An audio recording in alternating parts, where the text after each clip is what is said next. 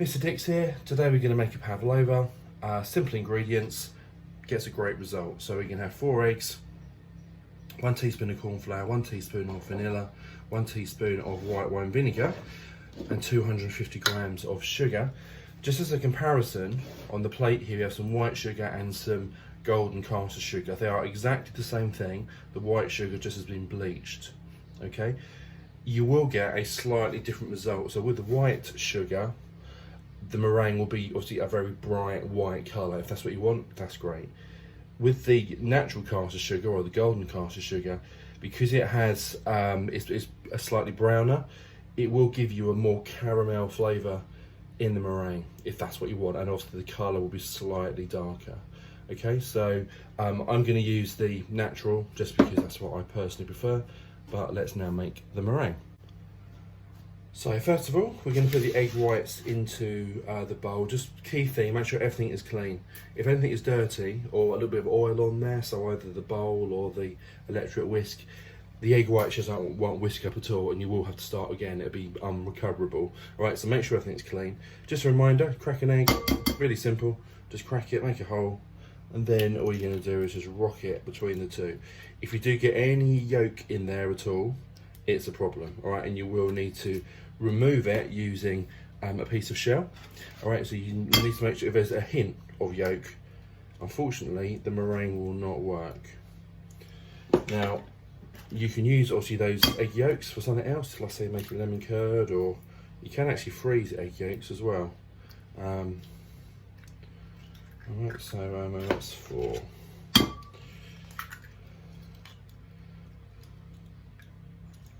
Okay, there we go. Let's move that out of the way. So all you're now going to do, at the moment you completely ignore the sugar. People sometimes put the sugar in, it doesn't work, all right? So you need to actually whisk the egg whites up until they become a stiff peak.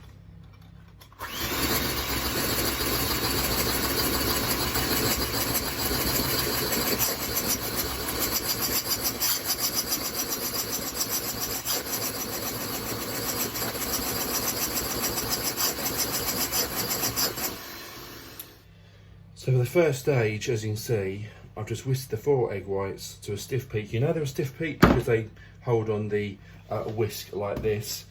What I then do is start adding the sugar. Now this again is vital. If you literally throw all the sugar in one go, it will make the egg white collapse. So you want to go about a tablespoon at a time. I'm going to judge a tablespoon, but you do a tablespoon at a time. And then you whisk that in completely and then add the next tablespoon, the next tablespoon. Don't try and rush it because it will make the meringue collapse.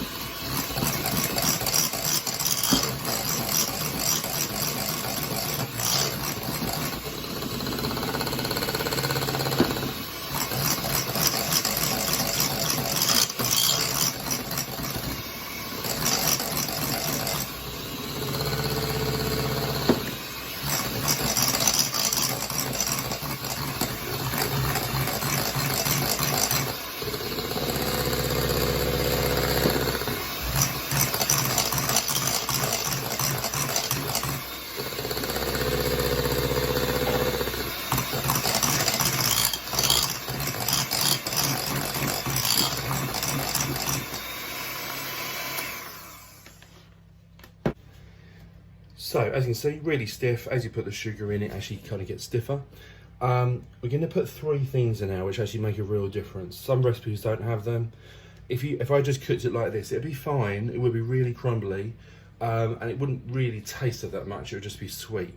But it'd be like a carrier for the other flavours you can put in, the cream and the fruit and what have you. But adding these other flavours, make a massive difference. So we're going to add 1 teaspoon of corn flour, just in there. 1 teaspoon of white wine vinegar goes in, and then we want 1 teaspoon of vanilla. You can use vanilla extract or essence. I've just got some posh vanilla, but whatever works. What the white wine vinegar and the corn flour do, and obviously the vanilla is just vanilla for flavour, is it gives it that marshmallowy type middle. Alright, so it does make quite a large difference. Let's just quickly whisk that in.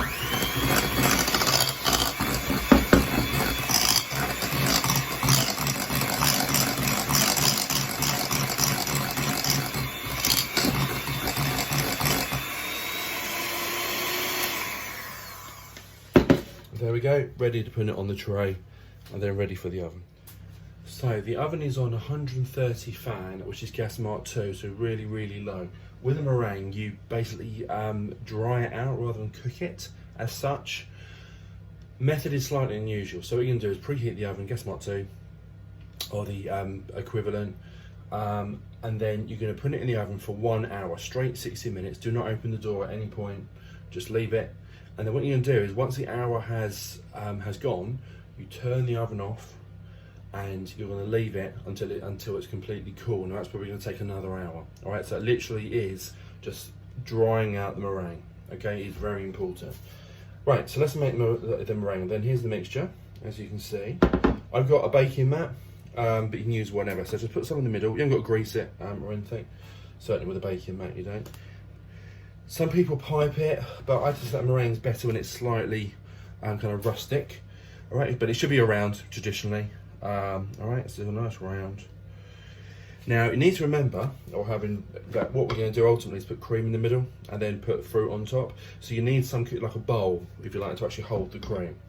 So the way to do that is just round the edge, just put a slightly deeper border. So put a border like this, and you want to create a ridge. Make it rustic. It's, you know, that's what it's about.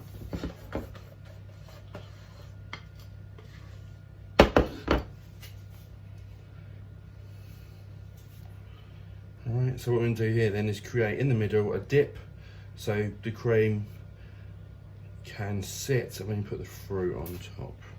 Nice and even, all the way around. Alright, that's probably about okay.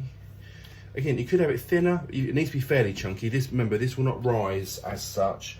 It will slightly change colour. It will go a little bit darker in colour, but it will set. So just be a crispy, fluffy, marshmallowy meringue. Okay. Remember, use one of the scrapers if you can, or similar, because you often get loads more out of a bowl than you think's actually in there. There we go. So what I'm going to do now is slide this onto my baking tray in the oven for 1 hour, leave it until it's completely cold, probably about another hour. Then we take it out, then we can fill it with the fruit and the cream.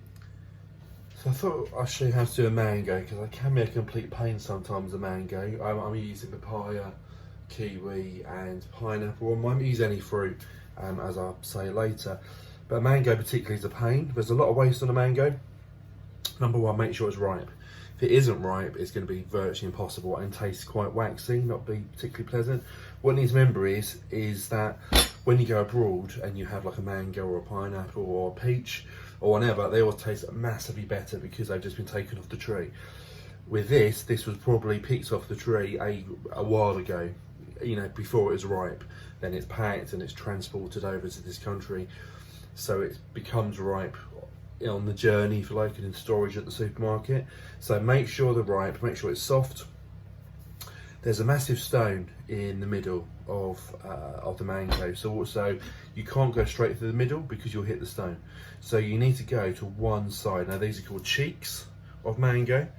All right, so it's cut down. If you hit resistance, then you need to slightly wiggle the knife round. Now you probably can't see that, but there's a stone there. The other side, as I said, there's a lot of waste on a mango. Just hit a little bit of a stone there, so I'm just moving my knife around. Right, and if you probably can see, you can hear it. All you can then do is just take off these. All right, now there's a lot of waste there. You can probably nibble that if you want to, but it's probably not worth messing around cutting that off. Right, so what we're going to do, I want strips of mango, so all I'm going to do is put my knife in and just peel it. If you have the method not happy with that, is literally just slice that off. Now with these, the method most people would know is that you crisscross and then you turn it inside out to make like the hedgehog. I don't want that, I actually want strips. So what we can do, and this does matter if it's not ripe enough, this is quite tricky, is to get a large spoon and you just put the spoon in. Whoops. This is not quite ripe enough and it probably will work, so let's see. But you put a large spoon in and you work it around the edge. And with the, like, you put it in the palm of your hand so you're kind of creating that similar shape. And you should be able just to wiggle it around and then it comes out, see? All right, and then what that will enable me to do then is cut it into strips and I can have strips of mango rather than cubes. But like I said, you need them quite ripe to do that. This one could be a tiny bit riper, it's just about okay. But just so you have an idea of another way of preparing a mango. So we're going to whisk the cream now. This is double cream, don't use squirty cream. It will kind of go to liquid after a few minutes. You want a little bit of sugar in here, not much. You can use either caster sugar or icing sugar. It is quite important, don't use granulated because it's too chunky and it won't really dissolve in the cream, and then when you're eating it, you'll get little crunchy bits of sugar in the cream. All right, so you want caster or icing, about 3 tablespoons, not loads, just to slightly sweeten the cream, and then we're going to whisk up the cream to stiff peaks. So, now done. So cooked for 1 hour, and I left it in the oven for an hour, and as you can probably hear, crispy. Notice the colour, that's more the sugar, so if it was white sugar it would be much whiter than that, although it would have, obviously because it's been baked, it would be slightly darker but not as dark as that. So let's make it. So all I'm going to do is carefully lift this off onto the serving plate. Okay, then we have the cream. Notice, by the way, how it's done. All right, so it's what's called like a soft serve. Okay, just so you see in the camera. Literally plonk it on. But you know, when we did the cavity, it was there for a reason. Whoops. Okay, so spread it out slightly. I don't mean here it's the weight of the cream, once it cracks it, can crack the meringue slightly, but that's absolutely fine. Okay. What we'll now do is put the fruit on. So as you can see, I've got my selection of fruit. I've got mango, pineapple, papaya, and some kiwi. But it is absolutely any fruit you like. One thing I'd say is don't try and be too specific with where you put the fruit. It doesn't matter. If you try and place it, it always looks a bit odd and looks like it's been placed. You want to go casual. Just sort of drop it on. Also make sure that it's all covered with fruit and there's no kind of groups, you know, groups of one thing and not another. I'll move that over there. If you're into passion fruit, that's quite nice. I'm not particularly fond of the seeds of passion fruit. That's why I haven't put any on, but you can get passion fruit, scoop it out and put it over the top. You can sieve passion fruit and just have the juice and drizzle it over. If you're into raspberries, you can put some raspberries on. I'd make raspberry coulis and drizzle it over.